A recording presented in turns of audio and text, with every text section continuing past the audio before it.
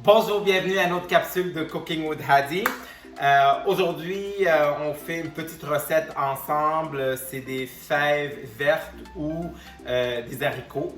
Donc, un ou l'autre, un petit cours de vocabulaire. D'ailleurs, j'ai demandé à mes voisines pour être sûr que j'utilise le bon terme. Et finalement, c'est fèves vertes ou haricots. Et puis, c'est des haricots du jardin. Et je ne voulais pas le perdre. C'est la deuxième fois qu'on en ramasse, qu'on cueille en fait. Et puis, dans la recette, nous avons aussi besoin de tomates. Alors, j'ai aussi des tomates cerises du jardin qu'on va aussi s'en servir dans notre recette. On ne va pas les perdre. Je reviens du travail. Alors, je commençais à préparer un peu pour le souper. Puis, je me suis dit, tiens, c'est quelque chose de pas très compliqué, facile à faire. Pourquoi ne pas partager aussi cette petite recette très délicieuse, vegan, pour ceux qui le veulent. Et ça s'apparente un peu à ce qui est la salsa, en fait, qu'on peut mettre avec des Tostitos ou autres. Et d'ailleurs, moi, je vais sûrement la servir avec des Tostitos à la fin pour vous le montrer. Alors, sans plus tarder, si vous êtes prêts, santé et let's cook with Hattie. Pour notre recette d'aujourd'hui, nous avons besoin, bien sûr, des fèves vertes. Je vais vous montrer tantôt comment on va les préparer. Il faut les laver, bien sûr. On va les couper en 2 ou en 3 selon la grandeur. Je vous montre ça, donc des fèves vertes. Nous aurons besoin d'oignons, 3 petits oignons ou 1 grand, avec de l'ail, 4 ou 5 gousses d'ail, 6, 7 à votre goût, mais ça donne un coup, on va les laisser telles quelles. Et nous aurons besoin de tomates. Donc moi j'ai utilisé toutes mes tomates cerises, elles sont toutes mûres, sont bonnes, sont un peu citriques. Donc ça va aider vraiment à donner un très bon goût à nos fèves. Et une cuillère de pâte de tomate aussi. Alors on va incorporer le tout dans une casserole avec de l'eau et cuire en les faisant mijoter jusqu'à ce que tout soit bien cuit. On y va.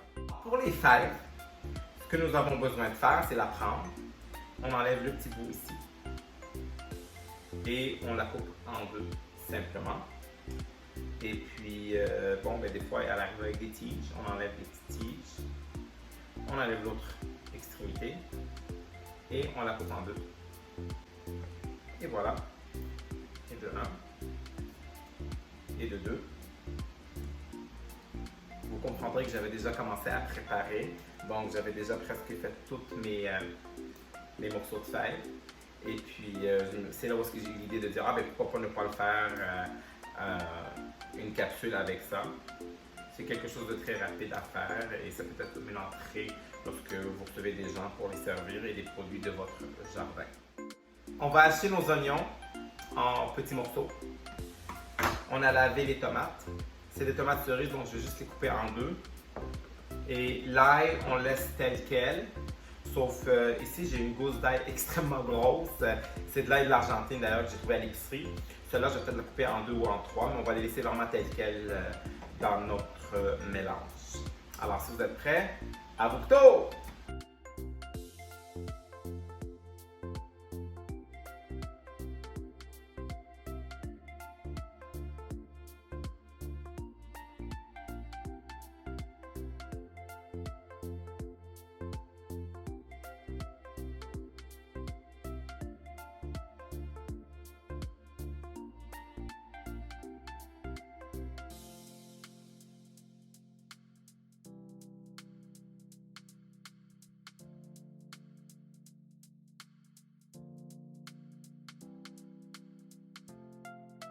Là, tous nos ingrédients sont préparés.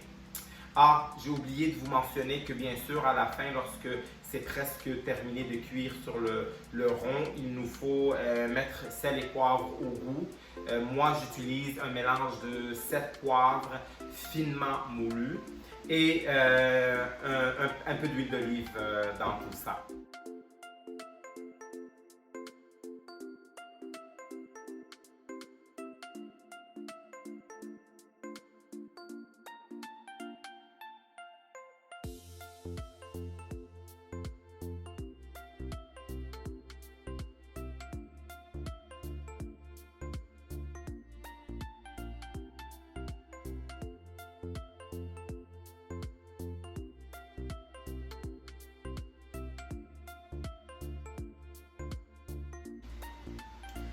On va amener notre mélange à ébullition.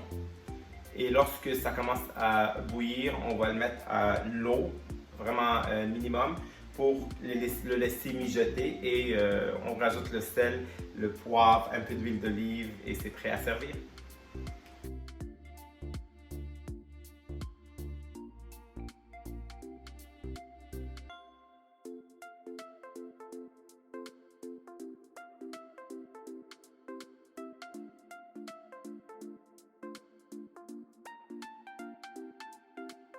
Et voilà, nos fèves sont cuites.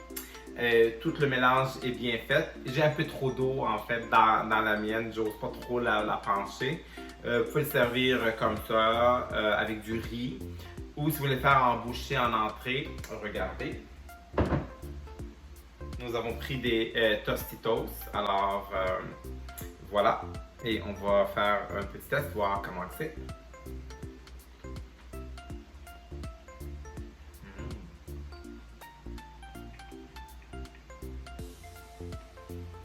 Excessivement bon.